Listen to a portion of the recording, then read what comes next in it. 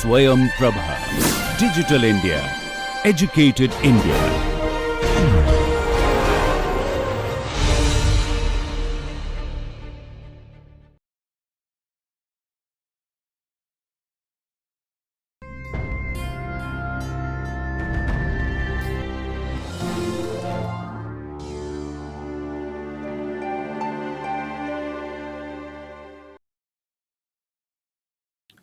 Welcome to class. Today we are going to talk about language and its role in education policy of India. Why this topic is so important? You will understand during this talk, in this lecture, that India is a multilingual country. The linguistic ecology of India is so rich and so diverse that language becomes a prime factor in framing any such policy which has implications for education pan-India. So, language remains a very crucial area where all these policies have a very clearly stated position. It's also important because the ontogenesis of language, as Halliday says, is the ontogenesis of learning itself. So language plays a very crucial role in specifically early education. So today we are going to look at the language policy adopted within the overall education policy of India, post-independent India. And we have three policy documents which are very crucial to understand the whole scenario. The National Policy on Education 1968, the National Policy on Education 1986, Plan of Action 1992, and recently announced stated position in National Education Policy 2020. So these are the frameworks in which we can understand the language policy within the overall frame of education policy of India. The topic is very large, huge, but I will focus only on the language aspects of these policies, the policy on language in these policies frameworks. And I'll be very brief in explaining the multilingual context, the need for such a specific focus on language, and the stated position of these frameworks pertaining to language policy. Let us understand the multilingual character of India. First, I will go by the official data, the Census of India data, and how it depicts and portrays a multilingual diverse ecology of India. And then we will also move to quickly certain other data sources and how they predict and calculate the numbers of languages in this country. We will also see a variation in numbers of languages, mother tongues, varieties used in the country, which differ from census to census. Like 1961 gives you another data, 1981 gives you another data, 91 gives you another data, 2001 gives you another data, and 2011, the latest census, gives you another data. So why these variations in numbers? That's also a point of discussion. But if you could watch the video that we did on mother tongues, you can know more about it. For now, let us understand what is the picture of overall multilingual ecology of India. In 1961 census, we find 1652 mother tongues and classified them under 193 languages, right? In the 1961 census, 91% of the population spoke one of the languages scheduled in the 8th schedule of languages. So 15 official languages scheduled in the 8th schedule of Constitution of India. For the details of the 8th schedule, you can watch the video on 8th schedule, and that talks about constitutional provisions and as a statutory acknowledgement of multilingual fabric of India. The 1991 census, we have 10,400 raw returns, which were further classified into 1,576 mother tongues, rationalized mother tongues. So you can see the variation.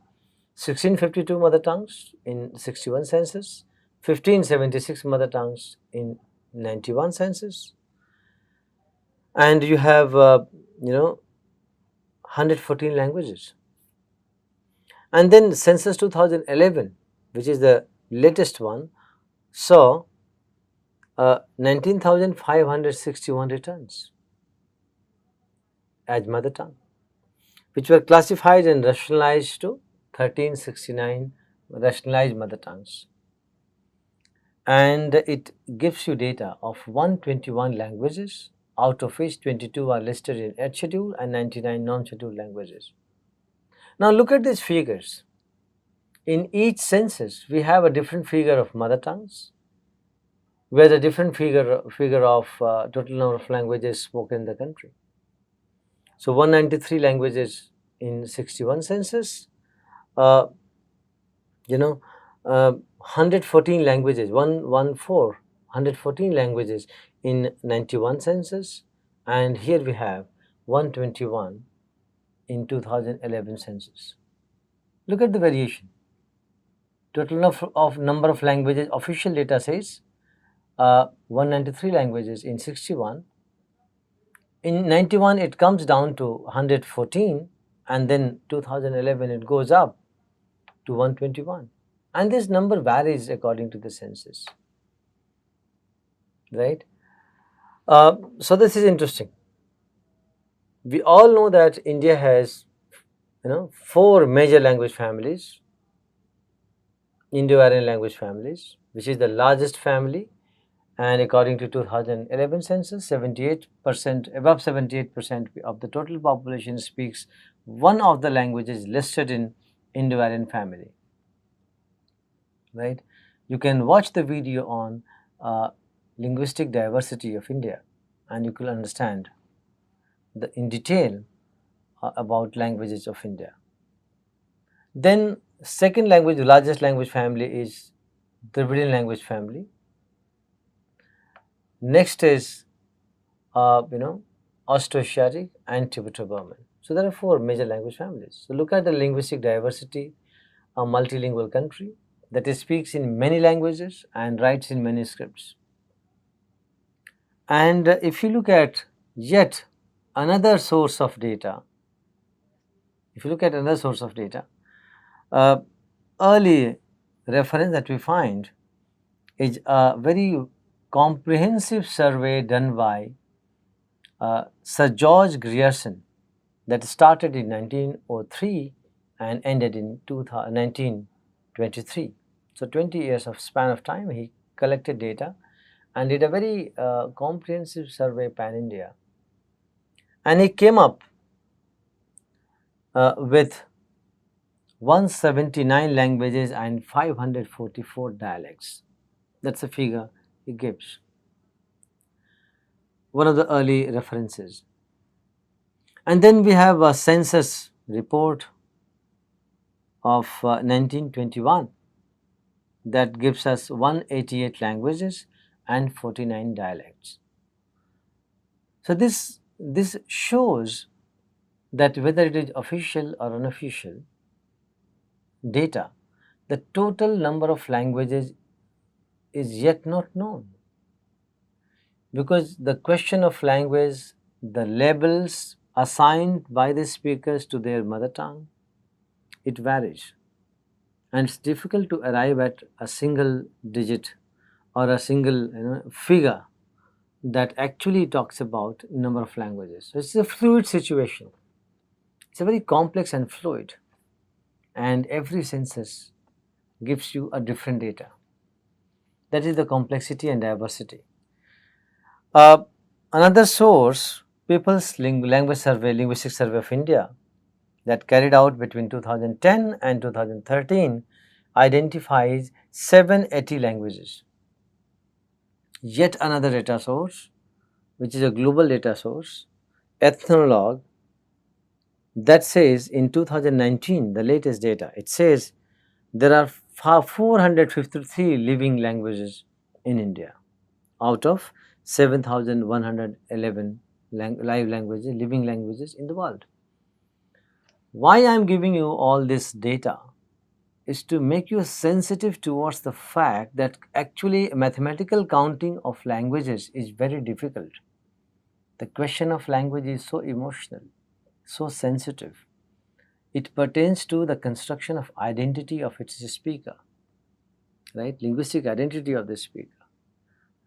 It refers to, it explains the linguistic allegiance and ideological positions taken by speakers of these languages. If you look at the mother tongue returns, what you have in 10,400 in 1991 census, that goes up to 19,569 in 2011 census, and that talks about the assertion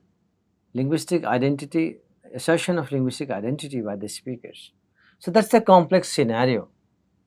And in this such a complex, multilingual, multicultural, multi-ethnicity and diverse society called India, how difficult it could have been to address these questions and come up with a single framework or a comprehensive framework that accommodates the aspirations of the speakers of these languages, and to come up with a single education policy.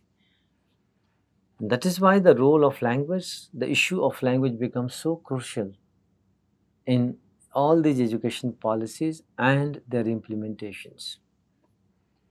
And that's why we have chosen this topic to talk about.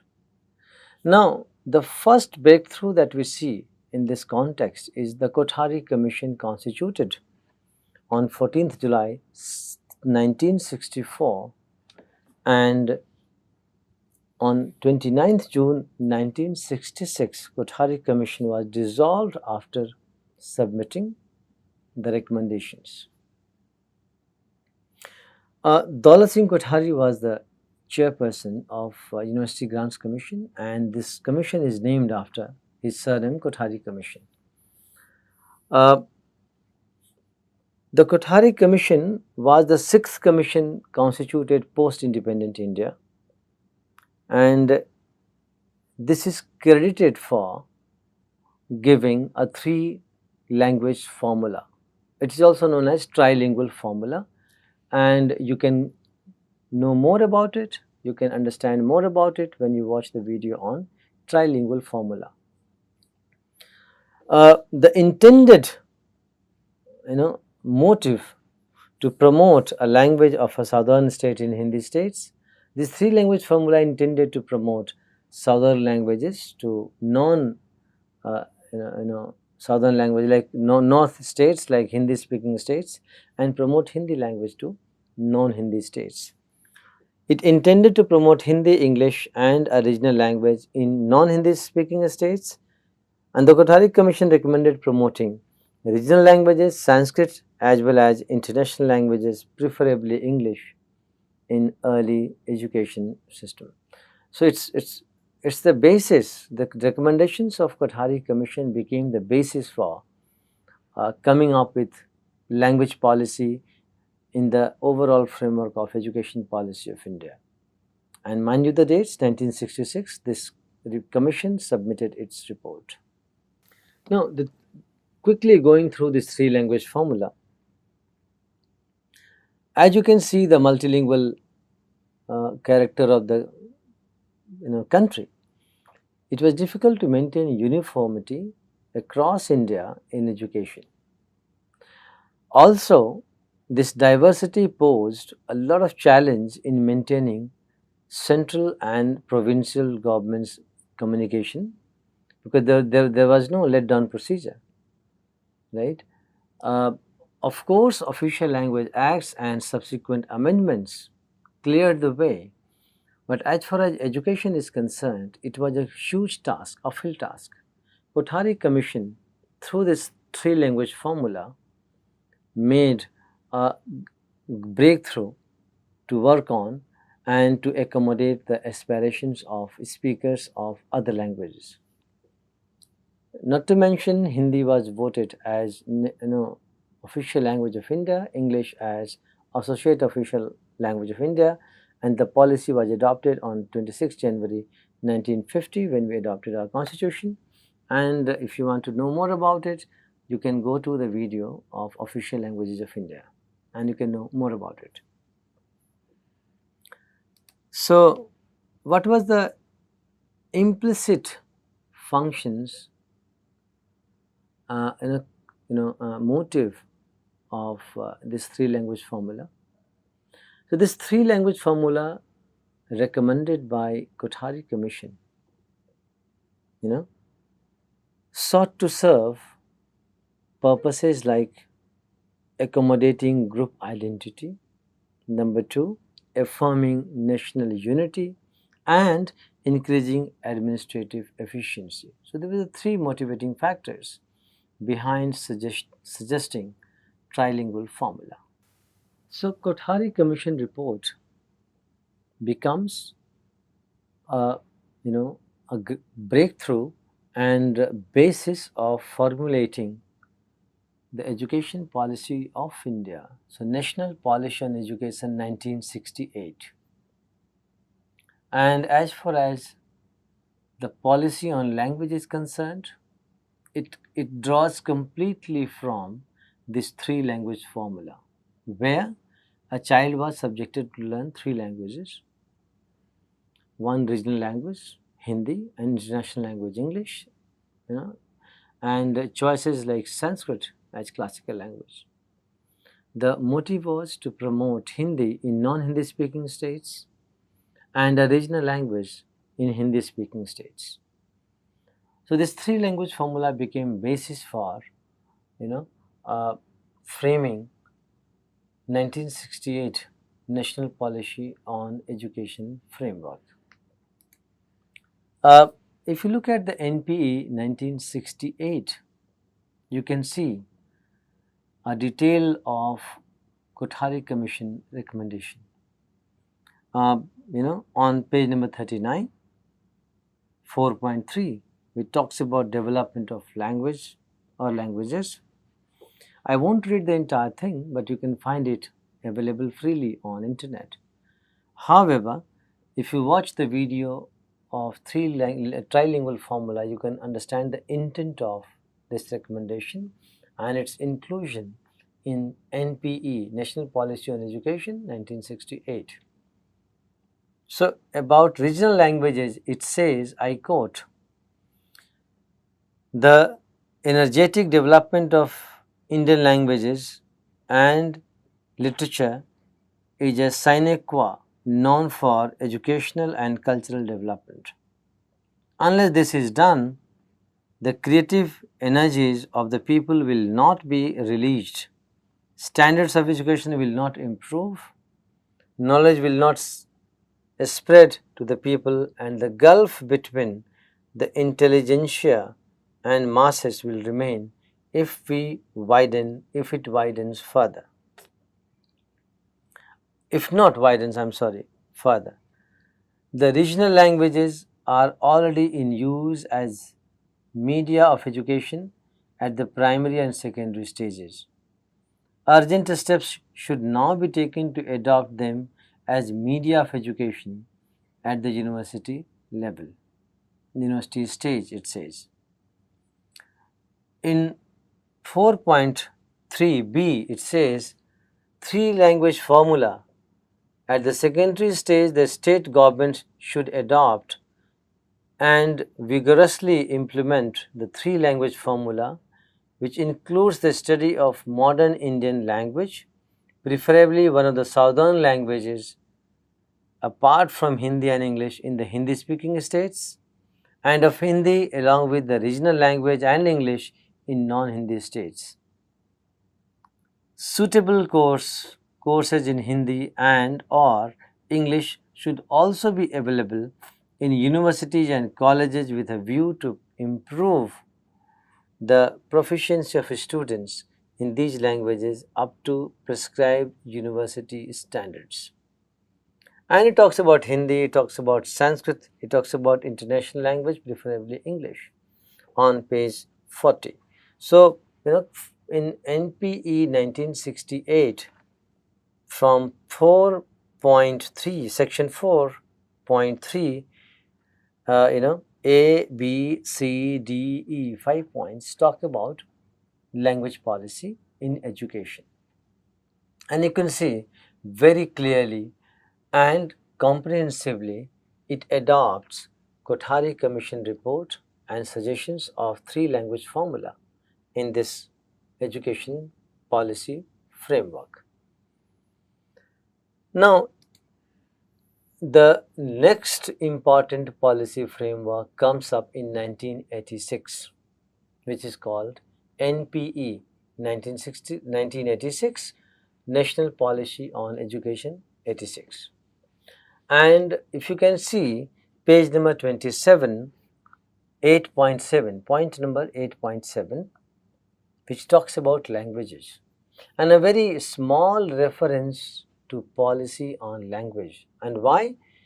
Because the NPE 1986 made no changes in the NPE 1968 language policy framework, and it adopted three-language formula verbatim without any change. And that's why you have just two sentences in this column, and I quote from there and read for you. It's there on the screen, I read for you. The education policy of 1968 had examined the question of development of languages in great detail. Its essential provisions can hardly be improved upon and are as relevant today as before. The implementation of this part of 1968 policy has, however, been uneven. The policy will be implemented more energetically and purposefully. It ends here, I unquote. So, in 86 policy framework, what we see, the original Kothari Commission report adopted completely in 1968 policy remains unchanged and verbatim repeated with a resolve to implement it. Of course, it highlights the lacunas and flaws in implementation. Policy remains the same, only it talks about purposeful and energetic implementation of this policy. So, till 1986, we find no change in the language policy, and it continues the way it was recommended in 66 by Kothari Commission, adopted in 68 policy framework, and repeated in 1986 framework. Till 2020 National Education Policy, the name changed, it was National Policy on Education in the two earlier frameworks, 68-86. In third policy document, what we see, a little change in the name, and it is called National Education Policy. And there is a minor change. However, even this policy document 2020 does not make major change in three-language formula. And what it talks about as far as language is concerned, let's see. So, NEP 2020 and how it looks at three-language formula and what is the language policy in this policy framework of education. It says, wherever possible, the medium of instruction until at least grade 5, but preferably till grade 8 and beyond. So, what does it say about medium of instruction? It says, I quote, wherever possible, the medium of instruction until at least grade 5, but preferably till grade 8 and beyond, will be the home language, mother tongue, local language, or regional language. So it talks about mother tongue education and gives you the levels. Until grade 5 it makes it mandatory, till grade 8 it should be used preferably, and beyond, right, uh, it should be at the choice of the learners. Education is the state subject. So each state in the country has right to frame and implement these policies, frame rules and implement these policies. So it's in education is state policy. So this policy framework becomes a guideline for them. It says further, I quote, the three language formula will continue to be implemented while keeping in mind the need to promote multilingualism as well as promote national unity. So like 86 document, this document also talks about willful, purposeful and energetic implementation of three language formula. NEP 2020 also states that there will be a greater flexibility in the three language formula and no language will be imposed on any state. So little variation here from the two earlier frameworks, where it was clearly stated Hindi in non-Hindi states and a regional language, preferably southern language, in Hindi speaking states. Here, in order to avoid political conflicts and unrest, this policy framework makes it open and flexible, saying that NEP 2020 will not impose a particular language on any state. So states are free to maintain three language fabric formula, the original intent of the formula. However, they are free to determine and decide, like Tamil Nadu has only two languages, English and Tamil. So, different states have, majority of the states have the three language formula implemented completely in spirit and literal spirit. However, Tamil Nadu is an exception. So it gives you greater flexibility in implementing this three language formula in a particular state. And the three languages, it further clarifies, the three languages learned by children will be the choice of states, regions and of course the students themselves, so long as at least two of them are native to India. So out of three, two languages should be native languages of India, and of course one can be any language, preferably international language, English and any other European language. What do we understand out of these policy frameworks? That the question of language is very sensitive and crucial. In this multilingual, diverse society like India, it's difficult to arrive at a uniform policy.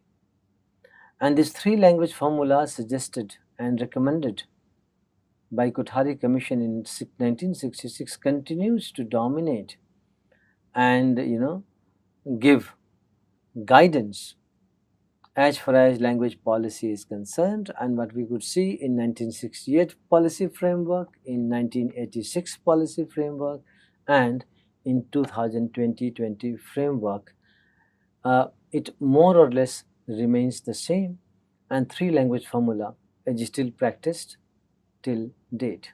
If you want to know more about three language formula and the actual practice, communication between central government and state governments, domain of use, right, and the regulations framed for implementation of this three language formula plus Hindi as official language, English as associate official language, and how it becomes instrumental in promoting national unity.